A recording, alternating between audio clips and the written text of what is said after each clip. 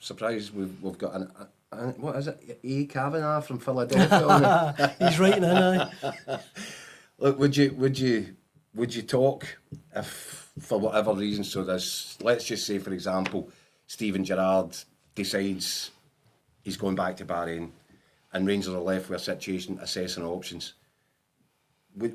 Given the experience that you've had, given how you're in a happy place just now, if they came to you and said, Barry, can we talk?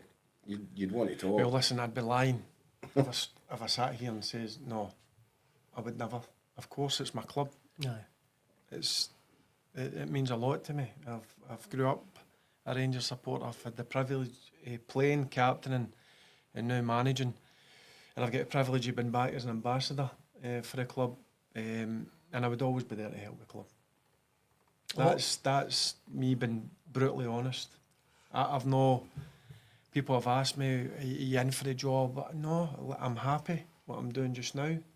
But listen, if they want to speak, of course, I would be there to try and help in whatever way I could. But you're not going to push for it. No, of course not. No. A lot of people, Mark is one of them, says, what's Barry's view on Kevin Muscat? Like him. Listen, I played with Muscat. Was he as mad as he seemed? I love fiery characters, and he's worse than fiery. And it's brilliant to see an ex-teammate who, listen, I had a good relationship with Muscat. He's went on his early stage of management. I think he'd done well in Australia, then he went to Belgium or something, and it never quite worked. I think he might be right, aye. And then he's went over to... and then he's just followed Ange. Yeah, he's went over to Japan, and listen, he's written it up. Very highly thought of. He's and the way that he plays, I took a keen interest, because sometimes you like to see your ex-teammates do really well, and obviously you know what it's like online. You can go and watch some games, and the way he comes across as well, again, I think, which is important, very straight and honest, and he could certainly, in my opinion, do a job for Rangers. This one here from your loyal Muppet says, feel gutted for you, Barry. You kept us more stable. We were unbeaten with Celtic, got us through against Fenerbahce and narrowly missed out in a semi-final after dodgy decisions at the Bilbao Arena. You deserved the job.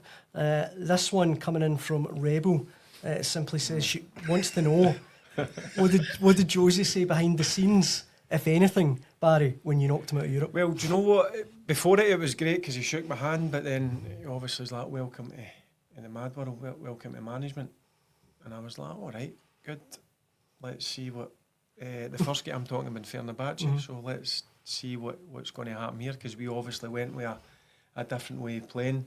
We tried to surprise him. And I thought, not disrespect you a wee bit just before kick-off? Listen, he's a guy I respect so much. He's a wind-up merchant. But I don't mind that. I don't mind that. Like, just to stand and go up against somebody. One of the greatest. If no... the best. But it was like talking down to you.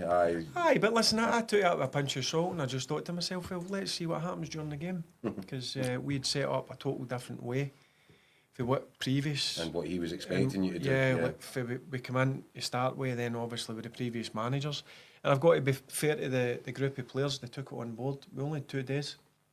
Because I sat myself and I thought, I need to change something here. So you changed to a 5? So I had to, 3, get into a 5 if they were attacking, and we played like a box in the middle of the pitch, and we played with one through the middle. So I went in and I had a debate with my staff, and that's one of the reasons, I'm sure we'll go on to it, that's why I picked that staff, because they're no yes men. They would challenge me, and I need challenged.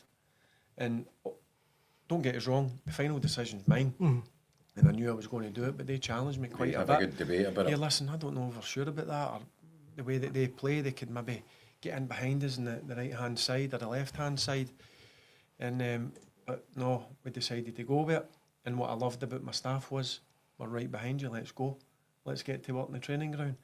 We've done that, and I've got to give the boys credit. They took everything on board, we asked them. And we surprised a lot of people with the performance. It just wasn't the performance, it was just the way that they went about it. There was a real aggression about them, and that's what Rangers teams are built on. And that's something we try to get into that group of players, because it's no easy just that early, try to get it into them. It's a work in progress, but I'm not daft enough to think, oh, you're going to get time here. I know I had to make a difference as quickly as possible. We had a few bumps which are hurtful, but the good thing about the players were they showed the reaction. And at Rangers, when you suffer a bad result or performance, you've got to react in the right manner. And every time we've done that, we suffered a difficult result, they come back strong. And then, because there was a lot of talk about that group of players, mentally they're not strong enough. Well, do you know what? They showed me a right few of them are mentally strong enough. They just need a bit of help and a bit of guidance. And if they get that right help and that right guidance, and then you help them with other players that have certainly got that, then there's nucleus of a right good team.